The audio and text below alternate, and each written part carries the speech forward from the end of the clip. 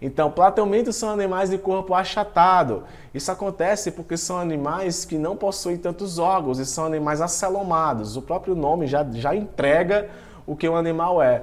São animais de vida livre, ou seja, você pode encontrar esse animal em um ambiente docícola, ou seja, de água doce, ou você pode encontrar também ele parasitando, que é o normalmente você encontra ele parasitando algum animal, tá? No caso, entra também o seu corpo aí na condição de um animal que pode te parasitar. E detalhe, enquanto o sistema nervoso surgiu em quinidários, nós temos aqui o surgimento do sistema excretor. Anote aí, surgimento do sistema excretor em animais plateumintos. É um sistema excretor simples, porém muito importante para poder o animal liberar substâncias indesejáveis, tá? São animais triblásticos, ou seja, animais que têm ectoderma, mesoderma e endoderma, são acelomados, como eu já falei, não possuem cavidades que abrigam órgãos e são protostômicos, ou seja, animais que o desenvolvimento embrionário surge primeiro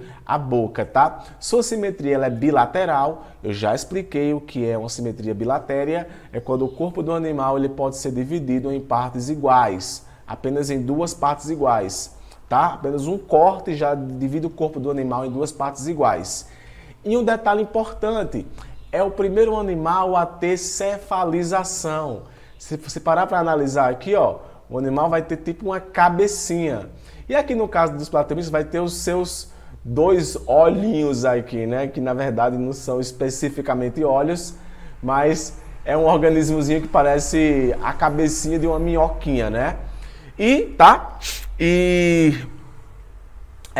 essa cefalização compete a sistema nervoso, então grande parte do sistema nervoso vai estar localizado aqui e ele é ventral e dorsal, ou seja, está aqui em cima e está embaixo, tá? Ele é ventre e dorso, vai estar presente nesses dois lugares, ok?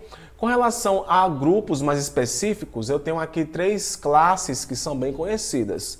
A tubelária, a trematoda e a cestoda. A tubelária é o principal grupo que você encontra a planária, por exemplo, que são animais de vida livre. Já na trematoda e a cestoda você vai encontrar os principais parasitas, como por exemplo a trematoda tem o Esquistossoma mansoni, tá?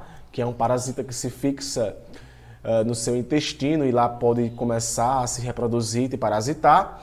E tem as tênias, a tênia solium e a tênia saginata, que fazem parte aí dessa classe cestoda. Então, parasitas com corpo formado por segmentos.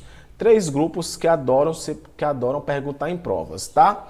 Com relação ao sistema digestivo, ele é incompleto, ou seja, o alimento vai entrar e vai sair basicamente pelo mesmo lugar, tá? A digestão ela é extra e intracelular, ou seja, ele pode digerir substâncias que estão fora das suas células e pode digerir substâncias dentro da sua célula. E um detalhe muito importante, tênia não possui tubo digestivo, tá? Ou seja, na classe cestoda, as tênias não vão possuir tubo digestivo. Isso é bem uma perguntinha bem mais chata, tomara que não façam isso em provas de vestibular, tá?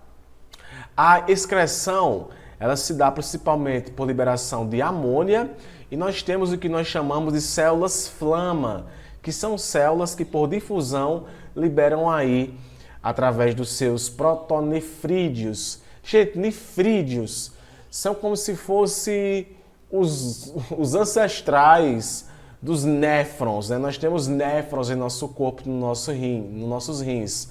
Aqui eu tenho nefrídeos, que são formados aí formam justamente essas células flamas que fazem com que aconteça essa excreção, tá? Principalmente de amônia. Amônia, para quem não sabe, é proveniente da degradação de proteínas, tá? Então aqui eu tenho a secreção, por exemplo, da classe tubelária, tá? A coordenação, ela se dá justamente por conta dessa centralização na cabeça do corpo do animal. Olha aqui, ó, e eu tenho aqui o cordão nervoso, olha só. Início de uma centralização. E o corpo do animal é interessante que mesmo possuindo esse aparato aqui, se o corpo do animal for cortado, ele pode formar outro corpo. Naturalmente, o seu sistema nervoso vai também ser renovado, né? Isso é legal. Aqui o que compete é a questão de reprodução assexuada. Se cortar o corpo dele em diferentes partes, logo vai aparecer outra parte, né? Muito interessante com relação a essa fragmentação que acontece com animais da classe tubelária, tá? Com relação aí da classe tubelária, os animais são monóicos. O que isso quer dizer? Que ele tem sexos separados, tá? Tem o sexo masculino e tem o sexo feminino, tá? A fecundação ela é interna, ou seja, ela acontece dentro do organismo materno. E o desenvolvimento é direto. Como você pode perceber aqui, a planária jovem, ela acaba sendo parecida com o corpo do adulto, tá? Gente, eu falei monóico, mas eu acabei me equivocando, tá? Monóico é quando possui os dois sexos no mesmo indivíduo, tá? Perdão, então monóico é quando os dois sexos estão no mesmo indivíduo. Dioico é quando os sexos são separados, tá?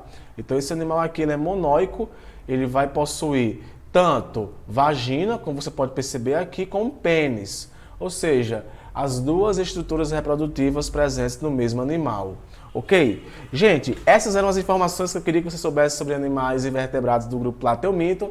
Eu espero muito que você tenha gostado e vai agora assistir a aula sobre Nematelminto, que está também muito boa, compilando para vocês as principais informações que vocês têm que saber.